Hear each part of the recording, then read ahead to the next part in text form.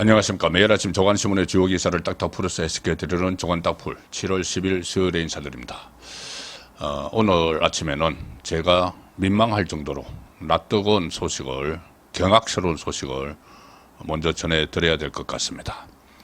자, 뉴스원 오늘 아침에 나온 단독 기사입니다. 제목은 이겁니다. 진중권, 김건희와 57분 통화, 주변 만류로 사과 못해 한동훈 화 많이 나 토로.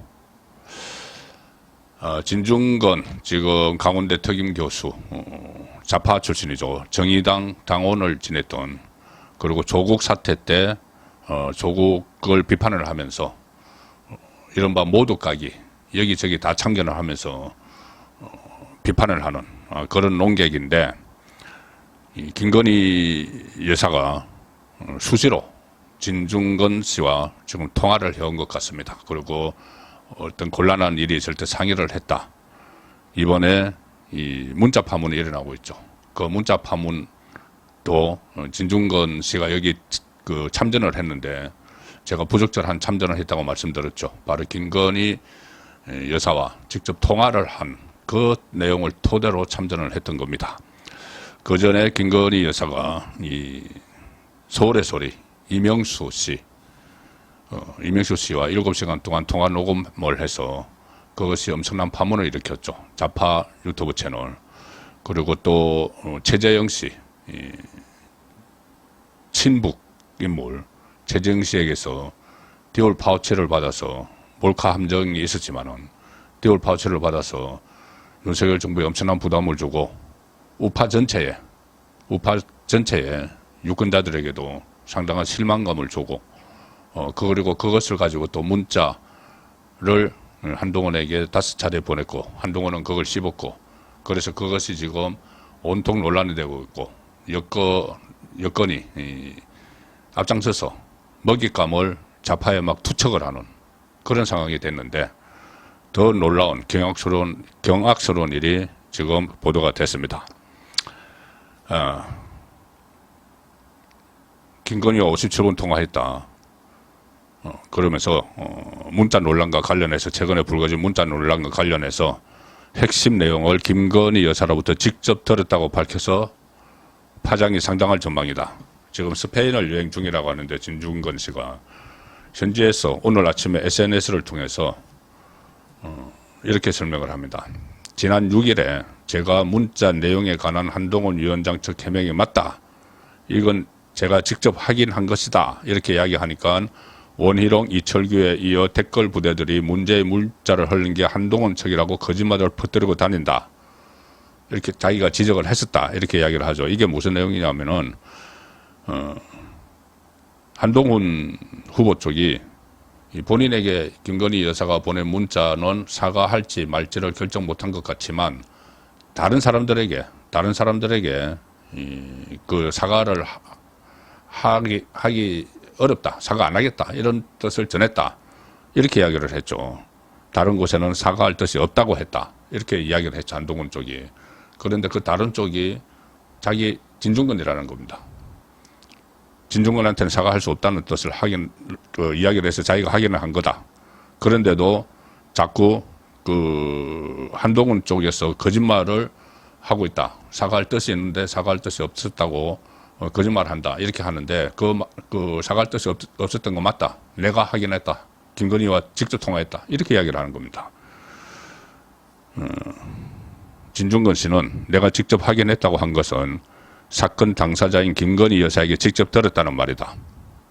원희룡 후보 등을 향해서 이제 속 시원하냐? 내가 직접 들었다는 이야기다. 진중권은 이렇게 이야기합니다. 총선 직후 거의 2년 만에 김건희 여사로부터 전화를 받았다. 거의 2년 만에. 그러면 이 대선 때, 또 정권 출범 후에 그 전후에서 통화를 했었다는 이야기죠. 기록을 보니, 자기가 통화한 기록을 보니 57분 동안 통화한 것으로 되어 있다. 지금 친윤 측에서 주장하는 내용은 당시 내가 여사께 직접 들은 것과는 180도 다르다. 그러면서 통화 내용을 쭉 설명을 합니다. 김건희 여사가 그때 이야기를 한 것은 첫째, 대국민 사과를 못한 것은 전적으로 자신의 책임이다. 둘째, 사과할 의향이 있었지만 주변에서 한번 사과를 하면 앞으로 계속 사과해야 하고 그러다 보면 결국 정권이 위험해질 수 있다며 극구 만류해서 못했다. 셋째, 그때 진중권 교수에게 전화를 걸어 조언을 구할까 하다가 말았다. 넷째, 또 앞으로 이런 일이 있으면 바로 전화 드리겠고 문제가 있다고 판단되면 언제라도 전화 달라. 진중권한테 이렇게 이야기합니다. 그리고 또 내가 믿는 주변 사람 중 사적인 이익만 챙기는 이가 있다는 걸 안다. 김건희 그렇게 이야기를 했다는 거죠. 거기에 대해서 진중권은 이렇게 해석을 합니다. 맥락상 대국민 사과를 못하게 말렸던 사람들 중 하나가 자기 이익만 챙기는 사람이다는 생각을 하는 것 같아. 김건희 여사 또 이 말도 했다고 합니다. 57분 동안 통화를 했다고 하니까 결국 나 때문에 총선을 마친 것 같아서 모든 사람에게 미안하다. 한동훈 위원장이 화가 많이 났을 것이다. 한동훈 위원장과 대통령을 화해시켜 들고 싶으니 도와달라. 자, 진중권 한동훈과 대통령을 화해시키고 싶으니 진중권이 도와달라. 그럼 진중권이 한동훈과도 서로 긴밀히 연락을 하는 사이라는 이야기죠. 진중권 이렇게 이야기합니다. 김 여사가 당시만 해도 대국민 사과를 거부한 책임은 전적으로 자신에게 있으며 그릇된 결정은 주변 사람들의 강권에 따른 것이라고 했는데 지금 친윤 측은 사과를 못한 게 한동훈 때문이라고 한다. 어이가 없다. 또 이렇게도 또 홍준표를 공격합니다. 홍준표가 한동훈이 얼치기 좌파와 논의했다. 그런 이야기를 했죠. 얼치기 좌파. 그러니까 진중권과 한동훈이 서로 논의를 했다. 그래서 홍준표 대구시장이 그렇게 비판을 했는데 그래서 홍준표를 향해서 보수 정체성을 흔드는 얼치기 좌파와 장장 57분 통화에서 조언을 구하는 여사님이다. 한동훈 위원장과는 총선 전후 6개월 동안 그 흔한 안부 문자도 주고받은 적 없다. 자, 총선 전후 6개월 동안. 총선이 이제 끝난 지 3개월 됐고 하니까는 이제 한동훈이 국민의힘 비대위원장 맡은 이후에는 뭐 문자도 뭐 주고받았지 않았다. 그러면 그 전에 긴밀히 서로 상의하는 관계였다는 이야기죠. 충격적입니다. 경악을 금치 못한데 저는 첫 번째는 대통령 배우자가 좌파 성향 진중권과 수시로 현안을 상의를 하고 조언을 구했다. 그리고 앞으로도 계속 조언을 구하겠다고 했다. 그리고 그 지금 상대 쪽에 선 한동훈도 얼체기 좌파 홍준표 시장이 그렇게 이야기한 진중권과 수시로 현안을 논의를 했다. 법무부 장관 시절에도 했다는 이야기가 되죠. 그 다음에 진중권은 대통령 배우자와 통화했던 내용을 자기가 이 논란에서 코너를 좀 몰래니까는 그것을 그대로 까버리는. 자, 이거 봐라. 나는 대통령 배우자와 직접 통화를 해서 이런 것을 확보를 하는 사람이야. 통화를 까버렸습니다. 57분 동안 했다. 시시콜콜 이런 내용.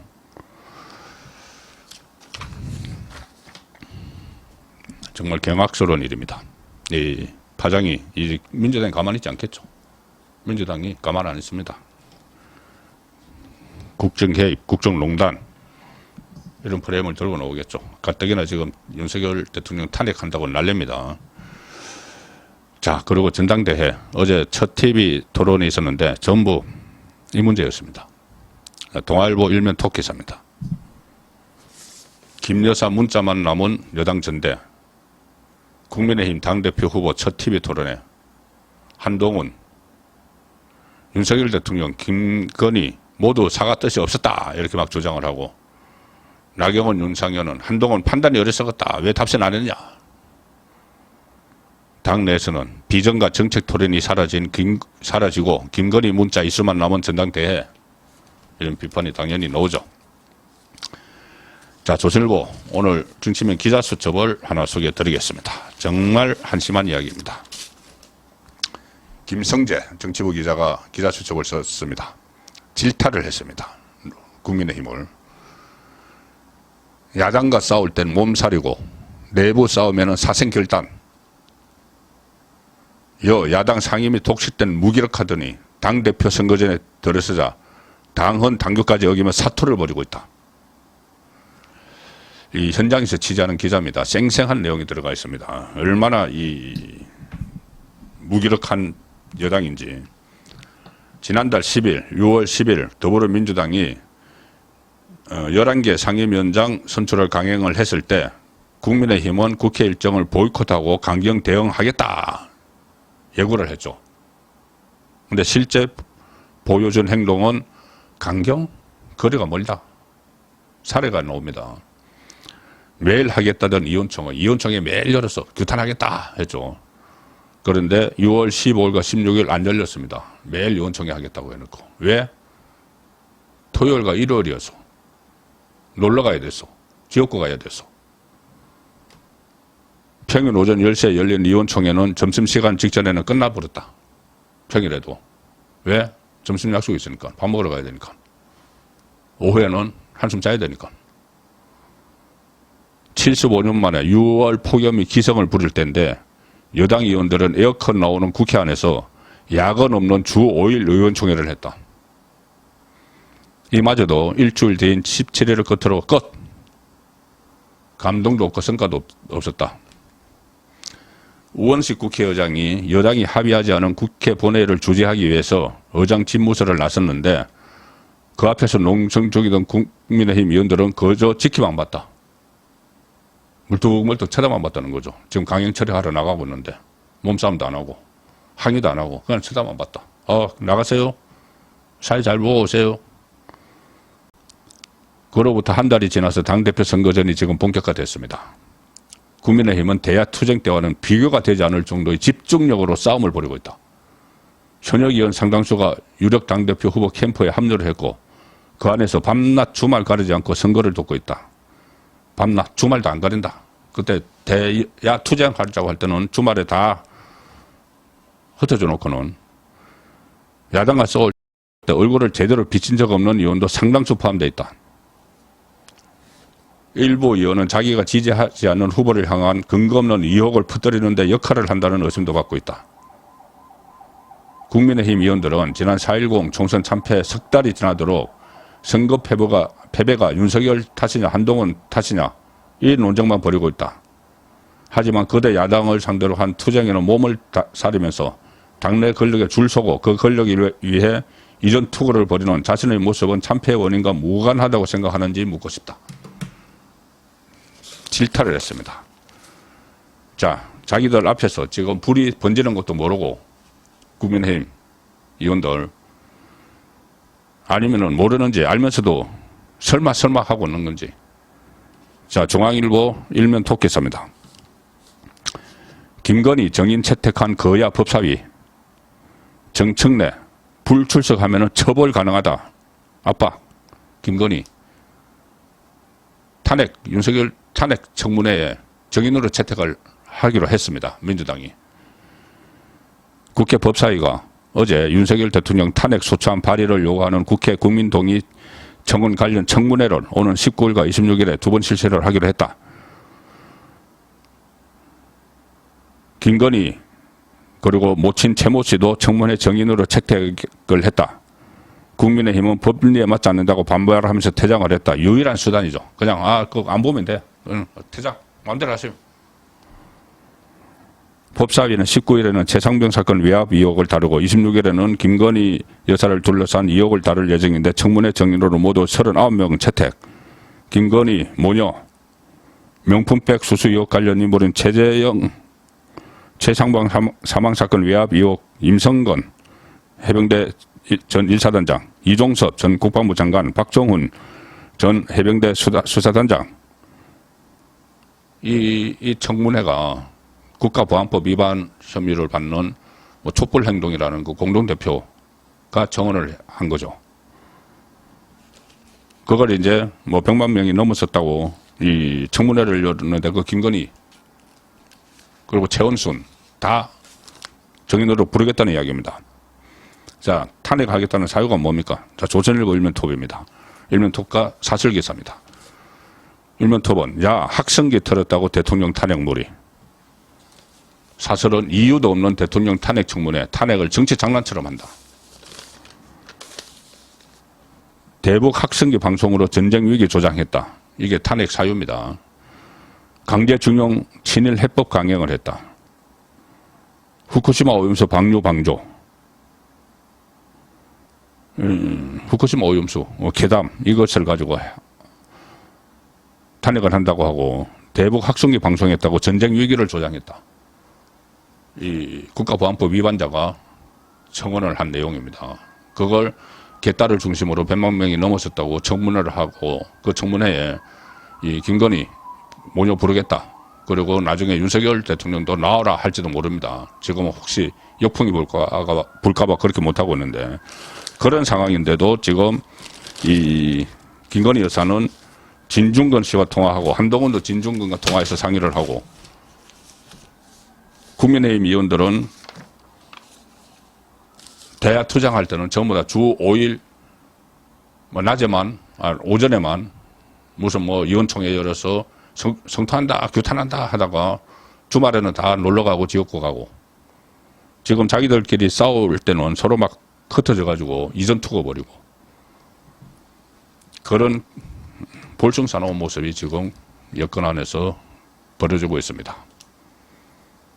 이 문제를 지금 어떻게 풀어야 될지 고민을 할 시점이라고 봅니다. 7월 10일 보내드린 조간딱풀이었습니다.